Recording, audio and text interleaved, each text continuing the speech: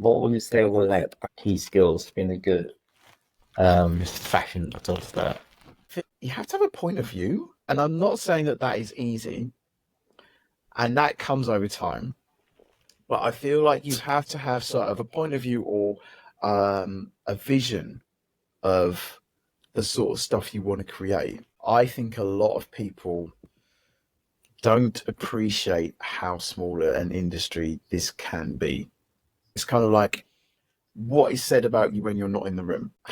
I'm not saying you have to be out every night, but you do have to go out in the real world. Social networking is great and it has a ton of benefits, but I do think you have to be out in the real world. It is definitely not just taking pictures. In fact, it's definitely like that's almost like the last 20%.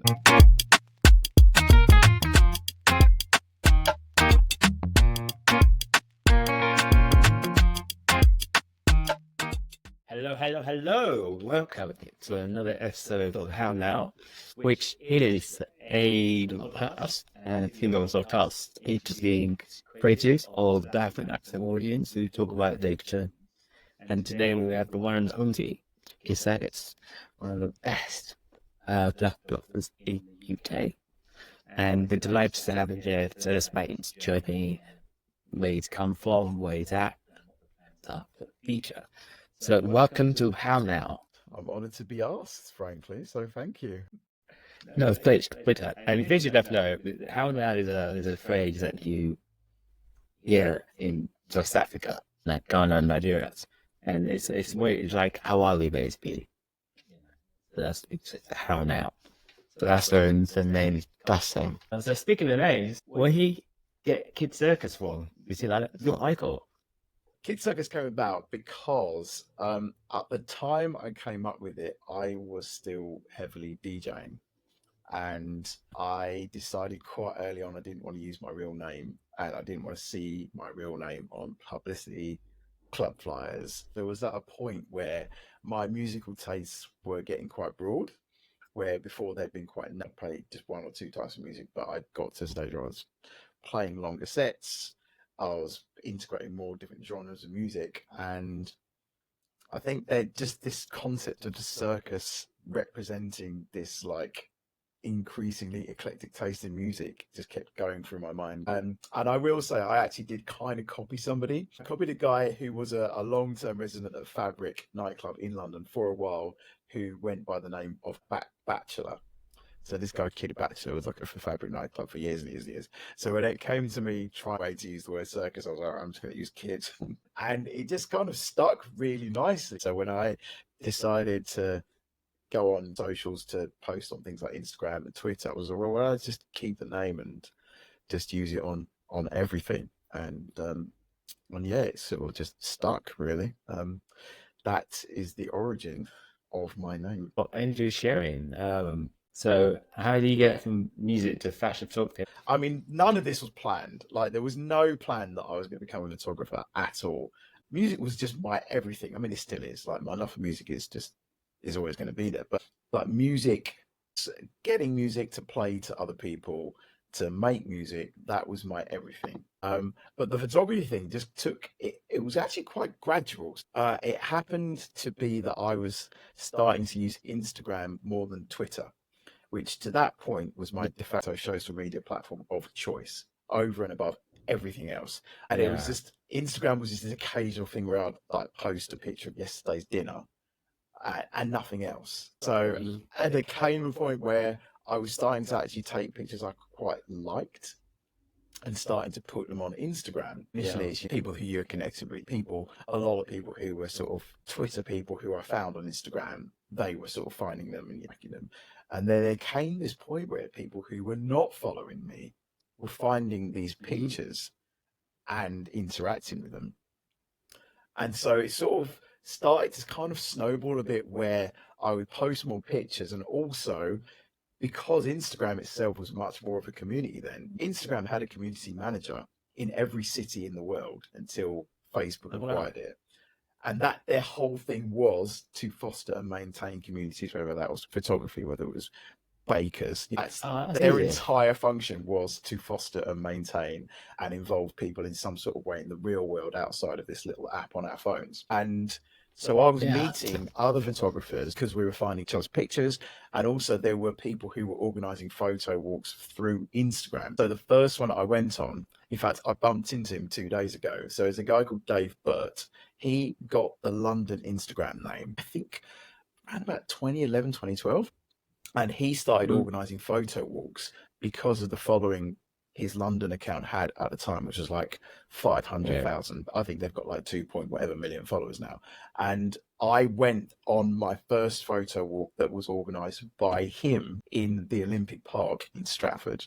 What was amazing with that particular walk was I met people who were into so many different types of photography, but also people who were at different levels of photography, the part-timers, the full-timers, the people that were on the come up, and also people who had such a wide like following on Instagram. I met people who had two followers. I met people who had 100,000 followers. They were all at this walk, and it was at this early stage of Instagram before us as photographers were being tapped up to do work because people were finding our work on Instagram. So it was this really early stage of me being able to meet these people, some of whom people that I still know today who have gone on to do all sorts of amazing stuff. One person ended up getting a job working for Havas in Chicago. He now works at TikTok.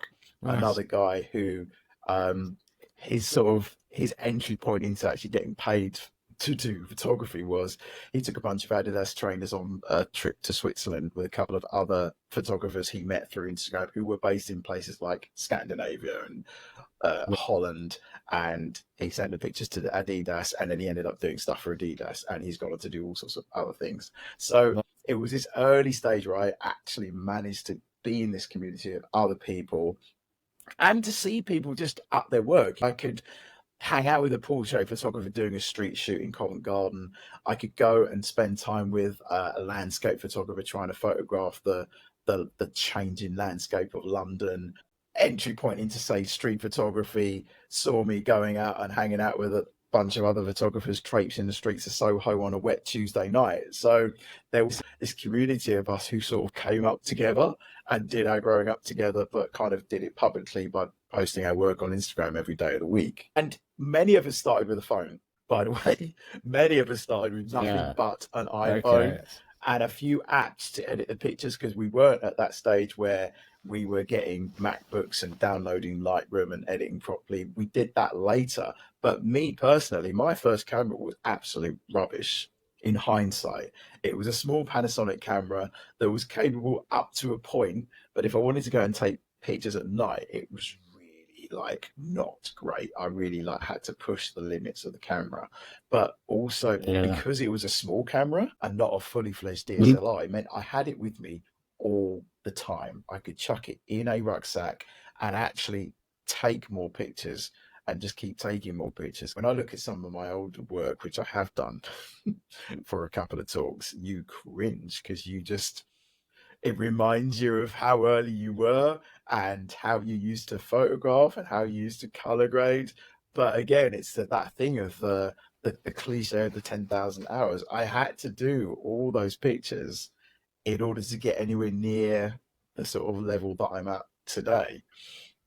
So that's how it started. It was very, very gradual. Phone, small camera, slightly better camera, slightly better camera, going through every single genre of photography except anything that involved people. And sharing that story. So, in terms of somebody who's listening and they're starting out, I just want to highlight it on you, mate. What was the value of you taking photos and then putting that online as opposed to you just taking photos and just keeping it? Publishing my stuff on social media, particularly Instagram, it gave me a sort of exposure that I probably couldn't get in other places, especially because Instagram at that point, and I'm not saying that is all gone, but at that point, if you were publishing your work regularly, you were getting better, your work was getting better, more people would see your work. Instagram would push your work out to more of the people that were not following you.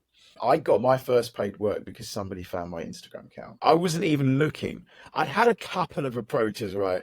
There was a long running joke between us and some other photographers where a particular watch company, who I will not name, was starting to approach photographers to collaborate with them, which basically meant they would get the photographers to shoot content for this watch company, and the watch company would just basically give them a couple of free watches. So I'd had a couple of approaches like that, which I'd kind of ignored because they were just offering product rather than actual payment. But the one that I didn't ignore was, it was a creative agency that were working with a mobile phone brand, and they were talking money. They were talking, how much do you charge per post? And that's Yeah. like, okay, now you've got my attention. Yeah.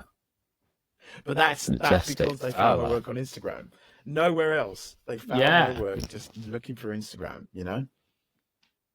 Yeah, yeah. So if someone starts now, do you recommend it that there's value in just publishing? Don't worry about being perfectionist. Just put it out there. So a Honestly, lot of people talk about yes. instant feedback. You get the comments and stuff, and it's just that exposure that it makes you go up a little bit quicker, perhaps. Yeah, absolutely. And I still think it's still a worthwhile platform to post your work. Obviously, there are other platforms, don't get me wrong. There are other platforms available, but I do think that that is still top of mind for me when I post work, because there's so many people that are still using it, that are still looking on it, and I still get found. I still get found on there. I've still had work jobs through people who were like, yeah, I was looking on Instagram and I found your work. And they tried the other methods. They tried looking on Google. They tried looking at other places, but they just happened to search on Instagram. They found me. It's still a worthwhile platform to have a presence on, if nothing else. And you've got nothing to lose either, have you, really, to put your stuff up there? So So you started out in music, just to recap, and then you go on Instagram, and then you get your first big job. So what happened after your first paid job? comments, like, not very much. So I did. Oh, yeah. I mean, I kind of, even at that point, I wasn't photographing people, Right. even though this job actually was asking me to a point. The job in question, they were bringing out a new phone, so they Yeah. wanted me to post four pictures from an event, which at that point was Yeah. to be determined, and then they wanted four separate posts of subject matter that came from me, all in a way that demonstrated this phone's capabilities. So the event in question turned out to be Notting Hill Carnival. So I took the Okay. phone to Notting Hill Carnival, took pictures, posted some from Notting Hill Carnival, and then found other subject matter to demonstrate how good the phone was. Like, I don't know, trying to photograph cyclists at speed on a city street and just demonstrating how good the phone's focusing was, for example, or demonstrating how good it was in relatively low light, not complete darkness, because at that point, I don't think any phone was that good in 2016. To a point. I didn't actually start really taking pictures of people in terms of like portraits until sort of 3 months after I did that job. But actually, let me go back to that Mhm. job, because uh, obviously I was very pleased that I was getting offered some good money just to take pictures with somebody else's phone and post Yeah. them on Instagram. But I also Yeah. had to sign a contract, right? So this contract had several stipulations, and one which I kind of Yeah. just didn't really pay any mind to was about who I could and couldn't work with after delivering the job. So it was kind of like the conditions. The condition in question was, you basically, you're not allowed to work with our competitors that include and I was like, yeah, well, that's never going to happen. So anyway, I got the picture signed off in September. I think 2 weeks later, I got this email from somebody saying, yes, I'm so and so. I work at the Media Arts Lab, Apple's advertising creative agency. We want to talk to you about our project. Obviously, they're keeping it all on a hush, hush, hush, hush. And I mean, I was a bit cheeky because I actually kind of let this thing string. I was like, oh, yes, let's set up a meeting. Let's set up a meeting. And the person in question, about a week later, she'd obviously gone on my Instagram because I was posting from the work I've done with this other Yeah. company. And she was like, yeah, I'm sorry, I've just seen your recent Instagram posts. I'm afraid we're going to have to just cut you out of the running for this job. And I was gutted because it was for the release of the iPhone 7. And 3, maybe 4 people I knew got this job. Their photographs were all over the underground in big, massive posters. I was like, just such horrendous timing. Oh yeah, so that was an interesting end to this little job. But yeah, after that, not that much Fair. happened. I sort of went back into my street photography, this street photography, that. I think up until that point, I'd started following portrait photographers on Instagram, and I was really liking a Yeah. lot of what I saw. Some of them, most of them were based in America, some of them were based here, and I was like, I'd love to try that at some point. And there came a point where I arranged a couple of shoots with people who'd shot with other photographer friends of mine. So it was a good in. I was like, oh, you shot with so and so. He or she's a mate of mine. Would you be interested in doing a shoot with me? And up until that point, Okay. if you'd have So looked these at are my models. Instagram, These are models, right? yes, yeah, not all I professional models, but people who were interested in Yeah, yeah. modeling for Subjects. subject. Yeah. But at that point, my entire profile mostly was street photography, landscape pictures, building Right. pictures, stuff that gave no indication that I was even any good at doing portrait photography. So I have those people to thank a lot for even trusting me to even spend a few Yeah. hours taking their pictures. So I arranged these shoots towards the end of 2016, not thinking much of it. I thought I'll do these ones I've arranged, but I'm probably just going to, well, one, not post anything. Two, I'll go back to street photography, climbing buildings to try and get landscape pictures and all that sort of rubbish. But I actually, well, one, enjoyed the process. Two, enjoyed the results. Three, just got more motivation to try and shoot with more people. So the following year, I was just all over Instagram, search box, finding people, seeing people's pictures, DMing people like crazy and go, would you like to shoot? Would you like to shoot? Would you like to shoot? Would you like to shoot? And I've still got all my diary entries for that year onwards, and it's like I was shooting on average about 3 or 4 times a week, easy, Wow. easy. I And was did you have a finding that full-time many job at people. the time? I was doing admin work. I was DJing. I had family stuff to do. It was just a whole mess, but I still managed to crowbar in 3 or 4 shoots a week, easy. Wow. That's amazing. Easily. It was like I couldn't stop, and I didn't want to stop. I love this process. I love the results I get out of it. I think I'm getting better. And then what would happen was I then actually started to get into the orbit of models that were on agencies. So I would shoot with one model. She'd post the pictures as well as I. Some of her friends would then see the pictures and start contacting me rather than the other way around. And then there would be a couple of points where I would shoot with one model and maybe a couple of weeks later shoot with another model, and they just so happen to be signed to the same agency. And then I get a booker from that agency starting to email me about shooting with other models. So it was this sort of little kind of effect of the more I did it, the more I got under other people's radar and the more it progressed, really. Um, so yeah, it was very, very, very gradual. Yeah. So we say gradual. I mean, what we're talking about. So from Nottingham Carnival, actually placed in September till to the agencies calling you up to pay you. Was that a year? It 2 years? I'd say about 2 years. There were a couple of agencies where I just did it for free because they were offering me some good models from their books. But yeah, it was a couple of years, and in between that, Yeah. I was also just on a developmental level. I was starting to want to involve Yeah. other creators in the process, so I wanted to start working with makeup artists, stylists, etc. Even if it was just like a simple street shoot with somebody who was a model who was styling themselves. I then started working with a lovely makeup artist called Brianna, who she's hilarious because this girl Brianna, she at the time she doesn't live there anymore, but at the time she was based in Hastings. She would drive up to London in her car. Yeah. We'd meet the model, all models, because I think there were a couple of times when we did 3 in a day, and she would basically sit the model in the back of the car, do the makeup. We go and do the street shoot. She's trying not to get a parking ticket in the middle of Soho on a Tuesday afternoon. Doing a shoot, say goodbye to the model, drive round to Victoria, meet model number 2, do the same thing, go round to King's Road, meet model number 3, do the same thing. So, and that's the thing, it was just like involving other people who are good at a certain thing. Like, I am not a makeup artist. Do not trust me to do anyone's makeup, but actually be able to work with somebody who is or a good makeup artist who likes your work at that point enough to even say yes to you. That was a big boost for me. To actually have somebody, to approach somebody like that and say, I'd love to work with you, and then say yes, rather than either ignore you or say, no, you're not for me, your work's not good enough. That for me was that felt like a real progression point, actually being able to approach other people like that and them liking your work enough to want to work with you again and again and again. Yeah.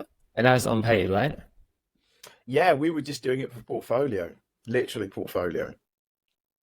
Here, like, publish your stuff and collaborate in the lesson for anybody who's listening. Very, very important. Yeah, community. So how important is community for a creative person? And it's so important. It's so important. Especially for African. Totally, because we have to work much, much harder, I feel like, to progress, to even be seen. And just personally, I mean, when I think about all the people that I have met and worked with, I've met so many amazing people in this industry, whether they're amazing makeup artists, models, stylists, hairstylists. I need all of these people to help me do better work. I don't do any of that stuff. I'm not like multi-talented in any way whatsoever. I take photos. But when I get to involve people like that in certain projects where it's guaranteed it's going to make it better. Guaranteed. I need these people. They might not need me, but I need them.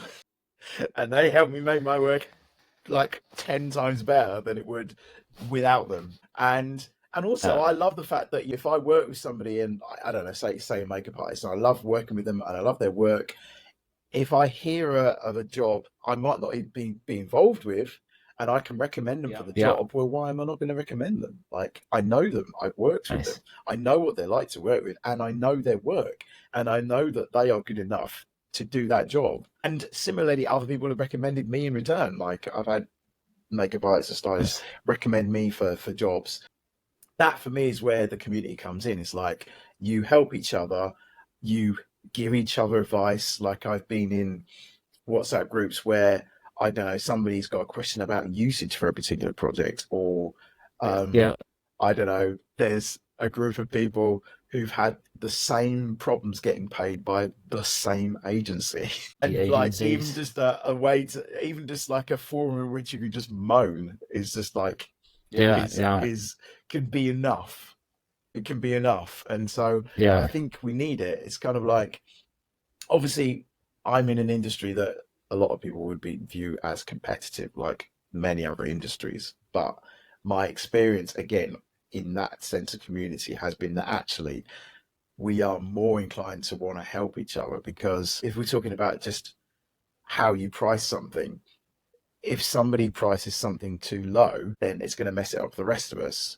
Whereas if that person has a conversation with other people and they find out how much they should be charging for a certain thing or a certain element of a job, then it means that when the rest of us get the same kind of approach from somebody else, there's a standard set that hasn't been messed around with, and no one's out of pocket, because everyone knows that we're at a certain standard, and we say we should be getting a certain amount of money. But again, without the community and the conversations that come off the back of it, you're kind of in a silo. Photography can be a solitary enough job as it is, and I think you just need the community of people that you can tap into, and again that you can help in return to kind of, one, keep your sanity, and I guess two, just to kind of ensure we're kind of on the same page when it comes to things like that.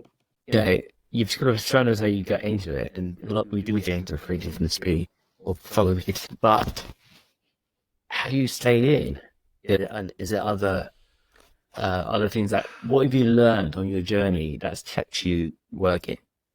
I That think people expect. oh wow, there's so many things. I think first of all, I think a lot of people don't appreciate how small an industry this can be. Just in general, the creative industries. I know it's a cliche to mention the term like personal brand. It's kind of like on a personal brand level, it's kind of like what is said about you when you're not in the room. Yeah, So absolutely. if you are a complete dick on set, doesn't matter how good you Yeah, are, the true. makeup artist might bring your name up in a WhatsApp group of other makeup artists or the Yes, producer, photographer for a certain project, and some other producer puts your name forward saying this guy's work is amazing, and the other producer says, "Yeah, I was on an 8-hour shoot with him 2 weeks ago," and sorry, don't, just don't. Like, I think a lot of people forget that, like, word gets round, man. Like, word gets round. If you're creepy to a model, that model might not only put you on blast in a WhatsApp group, you are going to be in their Instagram stories. 100%. So, how you conduct yourself can be a big factor in how you get on in this industry. Absolutely no question. mm, No question whatsoever. I also think you've got to constantly be I'm not saying you have to be out every night, but you do have to go out in the real world. Social networking is great and it has a ton of benefits, but I do think you have to be out in the real world. I spent a chunk of time living outside of London. I moved back yeah, in January 2020. In fact, it was the part of January where it was literally 5 weeks before lockdown number one. And when I moved back, I was like, I want to meet new people. I want to connect with new yeah, people. And I would go to as many talks, gallery openings, opening of a crisp packet that I could get to, because that was the way I could meet people in person. You exchange an Instagram, you exchange a little LinkedIn profile, whatever. And so even when we went into that first lockdown, I had connections in real life with people who I could continue to have conversation with. yeah, yeah, Whether that was a creative director at an agency, whether that was a stylist I wanted to do an editorial idea with, whether that was a makeup artist who I could keep in mind for a future something or other. All of that came off the back of me within that first 4 or 5 weeks, just going out and being out and about and having conversations with people and meeting people. And sometimes that may come to nothing, but the fact that you make the effort to actually be in these places, I think it can have kind of that sort of drip feed benefit. It might not be instant gratification, but you just never know that who's going to remember you from having met you in person. You just don't know. for But sure, it's for that sort sure. of thing, out of sight, out of mind. And I've definitely had a few things where that's happened again and again, just like somebody I met 2 years ago and it just remembered that I existed. I'm like, by the way, and it's really funny because I went to an event that I nearly didn't go to last week. It was organised by um, a company that was doing sort of something with Polaroid, and it was in central London. I'm based in Shoreditch, so I'm a bit biased towards East. I kind of don't really go in central unless I absolutely have to, right? So I nearly Mm, didn't go, but I did go. I was like, come on, make an effort. This could be a nice little evening, even if I only stay for 20 minutes. So I went, I turned up, met an amazing creative guy who he's a sort of an artist, and his partner is a DJ, and it turned out we had a mutual connection. I bumped into another photographer I've known for ages, so probably hadn't seen in 18 months, and actually ended up having some really lovely conversations. But had I not turned up to this thing, who knows? And on top of that, right? On top of that, the venue in question turns out is now sort of owned by a guy who I know from my DJing days because he used to organize parties with one of my oldest friends. And he has just recently taken a 25-year lease on this venue. And he was like, we're just being quite open to the sort of things we put on for the next 3 to 6 months. So I've now got somebody who, God forbid, I get together a exhibition or show I want to put on somewhere. He is somebody I can email and say, hey, Sean, got an idea for you, blah, blah, blah, blah, blah, blah. And that is all because I turned up. So that's the thing. I just think like you have to just try and show up where you can, because you just never know. You never know. And the best thing about London in particular is there is so much going on. I mean, just on the art scene alone, there is so much going on. Forget anything. Yeah. So what if you're not from London? Let's say you're, yeah, so it's in touch. I mean, let's say you're not from London and you're, I don't know, you're in the Caribbean or you're somewhere in South Africa, you're listening to this, you've seen this amazing black guy, fashion photographer extraordinaire, and there's like, ain't nothing going on in town. I mean, what can someone like that do? See, almost, I would say it's almost like a sort of an open playing field for you to start to create stuff of your own. Because if you think you have license to shape how that builds, whether you are an artist, whether you are a musician, a photographer, you could actually shape that yourself and build your own community on your own patch. That, I don't think that's an impossible thing to aspire to do. I think that's, so it doesn't know where you are, you can still build a community, be professional. Yeah, absolutely.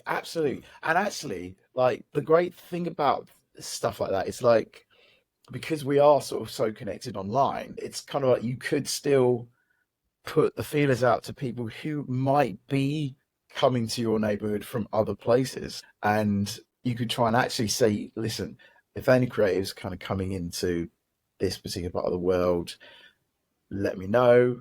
Let's try and see if we can work together on something. Because that's the sort of the benefit of being so connected as we are. You know, you can actually make those connections with people before they even set foot on your turf, so to speak. Yeah, I just want to ask you about something else, which is, you know, the business of being creative and sustaining it. Is there a site? Is there a side to it that people have to learn? The sort of the adult side, keeping receipts, and Yes, the money side. Is there, the money side, because and the adult side is I'm important. trying to look at the different ways how I'm trying to get across to people how to be successful. So is it just taking beautiful photographs and everything sorts itself out, or is there an operational side to this that people don't see? So if there is, you share with us. Give us three things that you have to do. It is definitely not just taking pictures. And in fact, it's definitely like, that's almost like the last 20% of the entire picture. I think the other thing is definitely staying on top of taxes and receipts and having some way of tracking that, whether that's a spreadsheets, whether that's using Zero or QuickBooks and stuff like that, so that when it comes to doing the taxes, it's not too overwhelming. By the way, anyone listening, Zero QuickBooks are software, they're accounting software that you use. Yeah. So tax is not fun, but if you can keep on top of it, it can make it less like overwhelming when the time comes. Yeah. So definitely keeping that in order. I think it is a cliche, but being organized. And when I say that, responding to emails from people within a reasonable time, whether that's an initial approach about a potential project or in the loop about during a pre-production process or a post-production process, like the communication. But again, that comes down to organization as well. If your email inbox is all over the place, that's not going to be quite so easy to do. But if you can keep things like that organized, then again, it's reputation, isn't it? It's kind of like, if you are known as somebody who's really late in replying to emails or really late in delivering what you've been asked to deliver by a certain time, because they need to send 20 images to the retoucher, or they need the high res files ready because it's a poster campaign and there's a whole other chain of like processes and like timeline that has to be stuck to, otherwise it costs them money because of delays. Like things like that in terms of organization. Honestly, if you can get that in order, again, it's one of those things that people don't really think about. They just think, well, I'll just turn up and take the pictures and blah blah blah. But that the organization definitely is really like important. Same with backing up your images or keeping your images organized. If a client that you worked for a year ago says, we've still got the contact sheet from that shoot, we actually like a few more images that we'd like to use, which you can charge them money for. If you cannot find those images or you deleted them, you are leaving money on the table. Like, the stuff's important, man. It's important. So that definitely. The other thing I think is just to I'm currently on my hustle at the moment, is to try and kind of send your work out to people. If you've collected together a collection of your images or projects or whatever that you think you can put together in a little PDF and you can send them out to people, I think that is something that we should do. We should always do more of anyway. Currently in that, I'm just like, I've just got together in PDF. I'm sending it out to people on LinkedIn and emails. When you say people, who are people?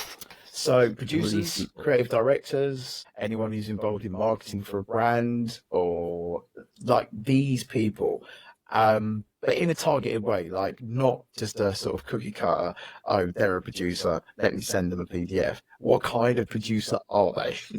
Are they a producer for a film company, or are they a producer for a creative agency, like Agency Side? Define who you're trying to contact first and then work backwards. And same with creative directors. Like some creative directors are people who were stylists. That's their kind of creative directors. But there might be an actual creative director for, I don't know, Gilby, Havas, whatever. Like, just you've got to try and define who it is you're trying to target and then be targeted about it. Again, don't just send stuff out to everyone. In fact, I would say on top of that, to do as much research as you can on the person before you contact them. Yep. Where else are they present online? Are they on Instagram? I mean, I know it's a bit creepy to be like being all detective like on a person, but the more information you've got, like, the better, because then you can tailor how you write to that person, what you send to that person. If it's a producer who only specializes in producing content for beauty brands, you're not necessarily going to send them like editorial fashion shoots you've done. You have to stick to beauty. But then if you haven't looked at that person's work in the first place, you're not going to know what to leave out when you contact them. So I think research, just the general hustle of like outreach to people, I think we all need to do more of. Like, these people are not going to say, oh my God, how dare you contact me? Oh my God, I had a terrible day. Like, these people are looking for new people to have on their radar, if not in their sort of address book, to have in mind for future projects. They might not have anything for you now, but if you're not under their radar when something does come up, then you are going to lose out on like potential work from these people. That's good advice. They can reach out to people in real life. And well, after Investment Club, can you tell us, are you allowed to tell us the sort of companies you worked with or campaigns you worked on? Just to show some credibility to... Yeah, it's quite interesting because like it was about mid 2020. I was on a sort of a Zoom talk given by this lovely lady called Livy Moore, and she did a talk sort of around sort of, I think it was how brands were going to sort of navigate COVID, the fact that we were under lockdown stuff, and she sent the slides from what she presented out to everyone who was on the call by email, and I responded and just said, this is really good. I love what you talked about. I'm just a photographer, but it was just a good insight into sort of your side of things. And basically, she ended up sort of looking at my website and really liking my work, and we ended up working on some stuff for the NSPCC, the charity. Like the end. It is a children's charity. Yeah, and we ended up working on some work for them at the end of 2020 and again in 2022. But again, that's because of sort of me responding to an email that she'd sent out to like everyone. But so the agency she works with, we ended up last year doing a shoot for New Balance, the apparel footwear brand. And that was because we sort of had a prior relationship. She was aware of my work. She knew what my work was like. We ended up doing this really good shoot for New Balance. And who else? Done a shoot for Tag Heuer, the watch brand. Mhm. I can't afford any of their watches, but anyway, that's another matter. But New Balance Tag Heuer, NSVCC, and that's just like for the protection of children. Mighty That's a good Cannon way. as well. What would you say were like key skills being a good fashion photographer?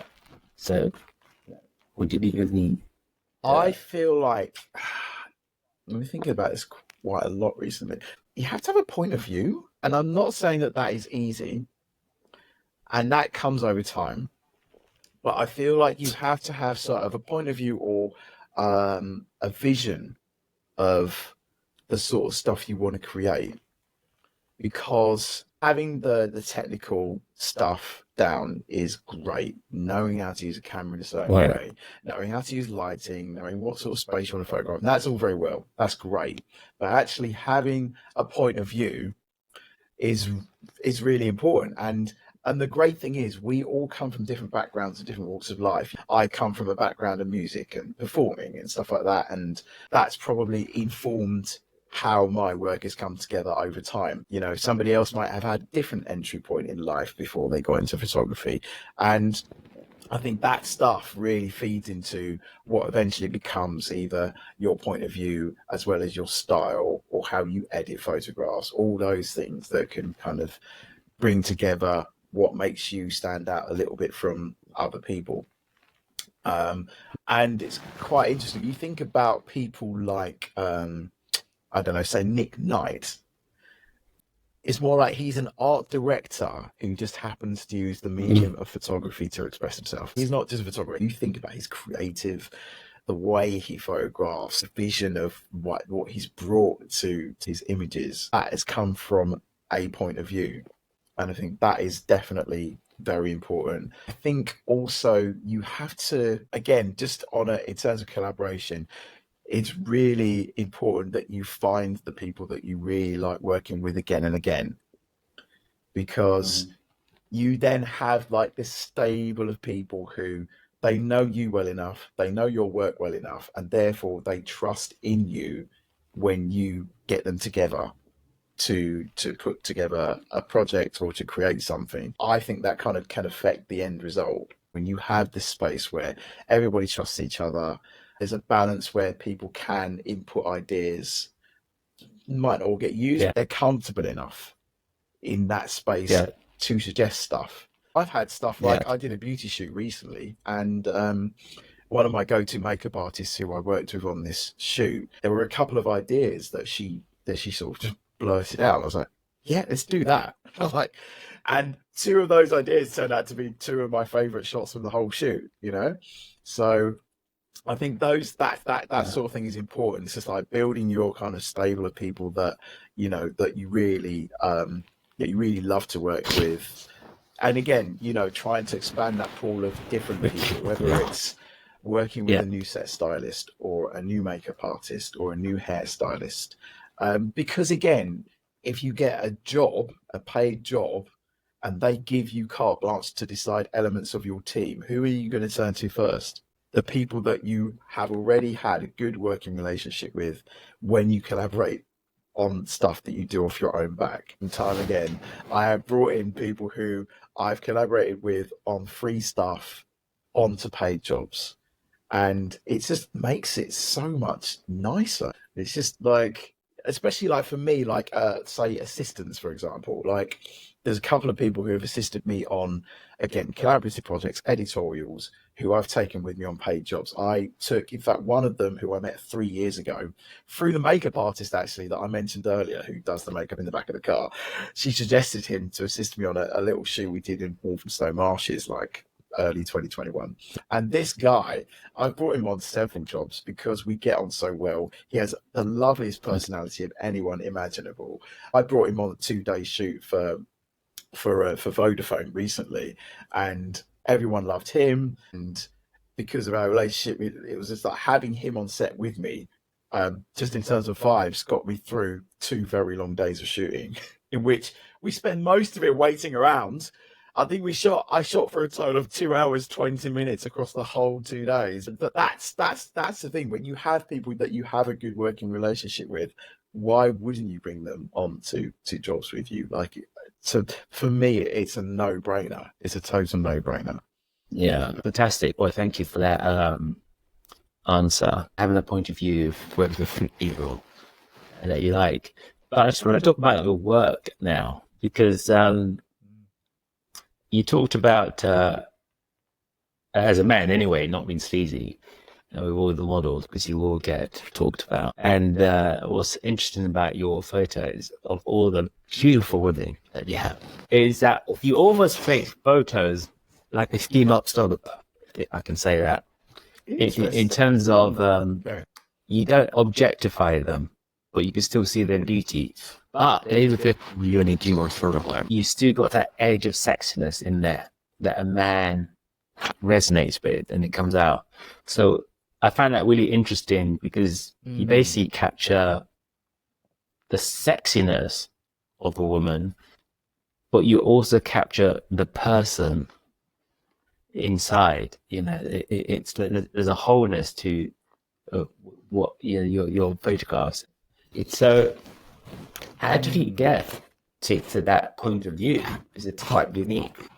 I think for me, I think especially working with women in front of camera, you want to really just make them feel as comfortable as possible, just in the space with me more than anything else. And I always want to just be able to just have a good conversation with them before I even get the cameras out. Just actually get to know them as a person, and we might chat some really deep stuff, or we might just chat some utter bollocks. But like, it would be an enjoyable chat nonetheless, and just again to get to know them, and you could be getting to know their taste in music, or getting to know sort of their point of view on something. And I just think that, just in a wider kind of context of building a relationship with the people that I'm going to photograph, I always try and do that, like, with everyone I can, because I just think it's just nice to be at the stage where you're both comfortable in each other's company, and I'm the photographer, you're the model, them and us, you. And I don't want it to be that kind of like that sort of setup or that dynamic. I mean, yes, that is what it is, but I don't want it like. Absolutely. I never want to walk into a room and go, well, I'm the photographer. Like, But what does that look like? Do you chat to them on the day, or do you chat to them before the shoot? I mean, it really varies, actually. Sometimes I won't get to chat to them until they walk into the studio.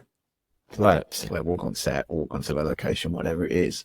And other times, there's a few people that I've photographed with again and again, where we do have a great relationship, and we'll have little conversations in the Instagram DMs, or we'll respond to each other's stories. There is one particular person actually who does spring to mind. I first photographed with her in 2017, and we photographed together quite a few times, just like collaboratively. And actually, on the last shoot, she actually said, "Kid, this is really funny, but you have photographed me at every stage of my time since I've been in London," which is just like, it's quite nice of her to bring it up, but I kind of hadn't really thought about it like that. It definitely, for me, is quite important to kind of be able to have that kind of like rapport, or kind of conversation with somebody. Yeah, that's and I know nice. that's not always going to be the case. There may be times where there might not be that time.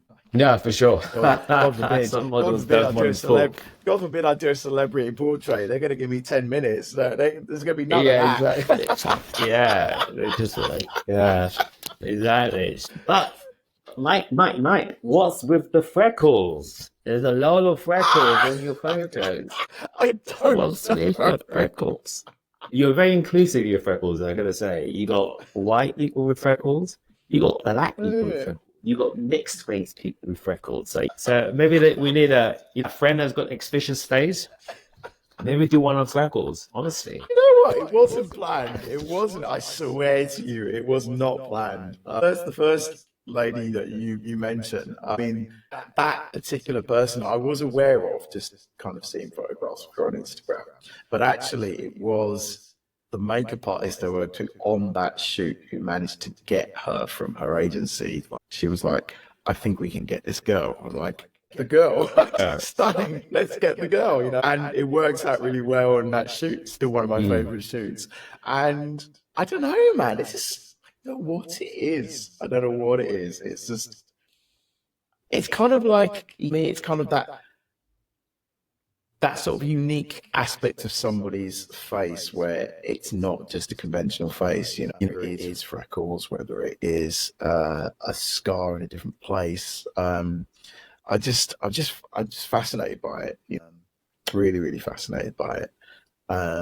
Yeah. And I mean, I guess that uniqueness has happened to have been freckles for the most part. But Your exhibition live. At that stage, you'll find out with your freckles exhibition. possibly. Inspiration is one of those things why there's much of it around you, and you're not open to expose the unquote Kid Circus. Yes. So, what did you mean by expression is one of those things? Well, it's kind of like, especially doing what I do, and no doubt for other creative roles, pursuits, it's very easy to kind of get locked in a silo of the scrolling on Instagram or just doing stuff that involves just being online. And I think you have to, again, this involves a lot of real world stuff, but you have to try and get out to experience different things, as many different things as possible, because you don't know what's going to spark the inspiration for a project or an outfit or a makeup look. That could be going to an exhibition at a gallery. It could be going to a music concert. The person you're seeing could be wearing the most fabulous collection of outfits you've ever seen. It could literally be like, I don't know, you going out of London to a different part of the country that you've never been to, or like turning up in the back end of Wales. Like, all these different experiences in some way could spark off something, anything, if not immediately, at some point down the line. You know, I think you have to have as many experiences as you can and stay off your phone as much as possible while you are doing this, which I know is easier said than done. But I do think that the more you can have different experiences, the more you sort of build up this potential sort of mental palette of different things that you can draw from when it comes to your ideas, or you creating work, or you being asked to come up with ideas for paid jobs. Like, you just don't know, again, what you can draw from. And if you don't have enough to draw from, then you really are going to shortchange yourself in like all of your areas of creativity. I think that's my opinion. So when you say experiences, are you talking about traveling the world, or are you just talking about meeting new people or going to another corner in your town that you never go into, going to that little shop that you don't normally go into? Or honestly, it can. I mean, yeah, talk to that travel, old man great. on the bench. Travel, great. Like, great, always a great one. But yeah, it can be just going to a place you've never been to. It could be going to see the kind of film that you would never usually see, and just going off and going to see it. Whether or not you loved the film at the end, but just having a different experience, a different input. I mean, even if it comes down to you walking a different route home from somewhere, even small things like that can be a different input into your mind. And It's ask you another thing. Obviously, this is aimed at some young people interested in photography, but you are involved in mentoring. Are you Yeah, still involved I in have. mentoring? Yeah. Yeah, not as much lately, but yeah, I have. It's quite, it kind of, yeah, it's interesting because it kind of started a little bit by accident, really. Yeah. Um, so one person who actually I'm going to try and catch up with this week, they followed me on Instagram and they were, I think, were studying photography at university, I think like UAL or somewhere. And they followed me and I sort of had a little look at their work. I was like, yeah, it's a really good work. Like, there's some things that you could kind of like. I started messaging. I was like, listen, there's some things that you could kind of do in future and stuff like that. And I was advising her about even just modeling agencies that they could contact to kind of Mhm. get actual models involved in her work. Because at that point, I think she was just shooting with her friends, Yeah. and that was probably wow, that was probably 2.5 years ago, and we still stay in contact. We still catch up. She's asked me some advice here and there, like whether it's like I've been asked to do a shoot and this is what they're offering. What do you think? Just little things like that. And then there's other people where they've sort of asked me to look at their portfolios or their Instagram accounts and kind of give them some feedback and stuff like Yeah. that. And yeah, it's actually been quite rewarding, really, just kind of helping people Good. out to kind of help them Do you improve some of recommend the it? elements. I You do recommend it for because people who start an house? I think you get a sort of I guess a more objective kind of voice to kind of give you a different point of view of either your work or what you're doing or what you could do to kind of progress what you're trying to get into. I think all of that stuff is really helpful. I definitely do think it has merits. Yeah. Yeah, okay. And then lastly, what is Black Lenses Matter? The Black Lenses Matter project. Now, here, this is the interesting one. So, the Black Lenses Matter project was sort of put together with the Google. I'm trying to remember what it was, an arm of Google, and I cannot remember right now exactly Yeah, which part of Google it Google was, but created something. Google, yes, and Miss Anne Harriman, who Yeah. some of you may or may not know, but he's a good photographer, but also now chairman of the South Bank Centre. He's been chairman of the South Bank Centre In for London. 3 years, which is insane. Yeah. Because I remember when he got In that job. Atterbury. But we met on the app Clubhouse, the Oh, app that yeah. came out in sort of 2020, sort of an Yeah. audio chat room app. And yeah, we were meeting in sort of rooms to do with photography and creative industries, and Mhm. we ended up being moderators in the same room for a while, Mhm. long-term moderators. So we sort of get Yeah. to know each other in conversations. And then yeah, he put me forward along with some other black photographers that got featured by Google. Our work got posted around, and it was really good to see people who I knew should get like more prominence, should Yeah. get their flowers, and should be shown to a wider audience. And it was a really good thing to be part of. It felt honoured that he'd even put me forward, frankly. One Yeah, minute we're Miss Anne's chatting on good like that. Clubhouse, and the next minute he's like, Yeah. by the way, I put you forward for this thing. I'm like, what? Google Arts Culture, yes, yes, yes. Yeah, no, it was really good thing to be put forward for. Again, I was not expecting it Fantastic. at all. It was really Yeah. unexpected. It's amazing what comes out of conversation with people, isn't it? I also asked before we finished, actually, portraits. You do a lot of portraits. What is it about portraits that you like so much? It's you're very good at it. Gosh, I think for me it's just actually being able to be that sort of close to capturing humanity and the emotion of a person. And what I love about that sort of that type of photography is that then doesn't matter whether the person in front of me is a model, a musician, a member of the public, unofficial, if you want to call it that. I'm just going to use a casual Yeah. term. Like, it doesn't matter who they are. Like, I will still have the same motivation to want to capture the humanity Yeah. and emotion of that person, whether it is joy, whether it is pain, whether it's sorrow, whether it's elation. Like, I want to tap into whatever's come through that person at that point when we're both in the same space together. Yeah, you definitely do that really well. Definitely do that really well. The other thing you do really well is photographing black skin. Um, what are the tips for capturing black skin on camera? Okay. I mean, I frankly, I you capture I the didn't definition of the realise- face and you get the emotion really well. Sometimes when I see black models being shot, it can be either oversaturated, in my opinion, or you just don't get the emotion. You don't get the human behind the face. You just get this blackness.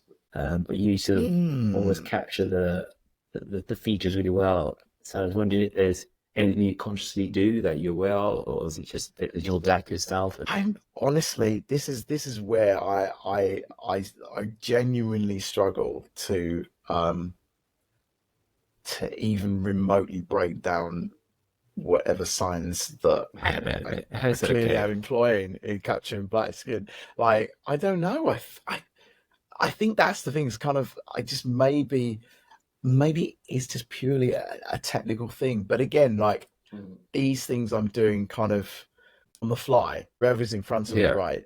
These are the lighting conditions. This is the lighting I'm using. This is the space we're in. Is there sun coming through the window? No, cool. We're just in a controlled environment. Or am I under the shadows of a tree? Like, there are so many elements I'm trying to think about as I capture, to try and make sure, well, actually, to make sure that what I get in camera is good enough so that whatever I do in post-processing is enhancement rather than rescue. Yeah, Because we've all heard this, we can fix it in post, we can fix it in post. Like, the worst, it's like the worst place to start. The very worst place to start. Whereas it's like, I'm always looking to, like, try and get it right. Yeah, at capture. And actually getting into film photography probably really sharpened my mind towards that, actually. Really? Let's talk about that. Yeah, well, I mean, I think... What's the benefit of shooting on film compared to digital? Well, the limitations more than anything else. So, for example, I do most of my film work on a medium format camera. What that means is it's not like a 35mm camera like you've got a point and shoot or whatever other cameras you can get, where you get 36 shots on a roll of film, which in itself is a limitation. The camera that I use, most of the film I use and the way I shoot, I get 10 shots on a roll of film. And film these days, as a lot of people are starting to find out, is really expensive. So I not only have to be really deliberate in what I'm composing before I press the shutter, I also have to make sure that in terms of lighting, I don't mess that up.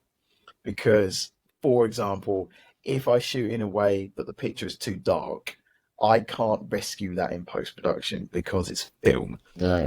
It's literally like it's baked into the paper before you get it developed and scanned and yada, yada, yada, yada, yada. I have to get it right from the press of the button. There are no do-overs. And I am 100% sure that has sharpened my mind about how I capture at source to make sure that what I've got to work with afterwards is at a good enough level for me to not struggle. You know, whether I want to make a picture darker or lighter or more saturated, if I photograph in a way where I start at a good base, then it doesn't matter what I do afterwards. But if I start with a badly exposed or oversaturated, source image, then I'm screwed from the get. But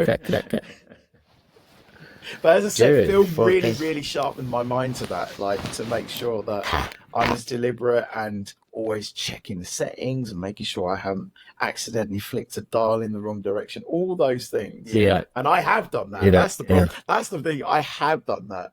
Many experiences of shots that I thought I love that shot, and then I got the film scan back, and it was underexposed and dark as hell, and that one was toast. Like my favorite shot had a roll of 10, and it was the one that came out really badly. So the pain is a lesson, isn't it? It's fucking it is a lesson. It's a lesson you never would learn with digital. Not really, no. Like the sort of the digital is literally the polar opposite. You put a memory card that's big enough, you've got as many shots as you want. You flick a switch, you could make the adjustment. If you screwed up shot number 1, 2 shots later, you're back in the game because you made the right change to put it right. Yeah. So it's a totally different scenario. Doesn't mean that you shouldn't be getting it right, but you have many more chances to fix things as you go, where you don't get that with film. You've got to be so precious and deliberate and sharp and attuned to like how everything is set up before you start clicking away. So yeah, they are very different opposite ends of the spectrum, technically speaking. Well, look, Kid Circus, thank you so much. It's been insightful and knowledgeable, and I thoroughly enjoyed the process of photography. So where can we find more about you? I mean, I'm literally Kid Circus on all channels. Kid Circus on Instagram. Kidcircus.co.uk is my website. My LinkedIn extension is Kid Circus. Kid Circus on Twitter, even though I don't use Twitter that much anymore. Who does? Yes. But yeah, it's literally, that's Kid Circus everywhere. I think I've got everywhere I need right now. Great. Okay, look, thank you so much. You really appreciate you doing it, and really appreciate you for all your beautiful work, all the social arts taken on board us. Beautiful men, beautiful women, and for you, always capturing the humanity. Thank you. The music within as well as the music without. So it's a beautiful thing to see the fashion photographer. Where you continue to pride. Thank you. Oh, it was a pleasure, man. It was an honour. In a pleasure. No, thank you for joining. Thank you for joining it. So and that's it. Kid Circus, Thank you.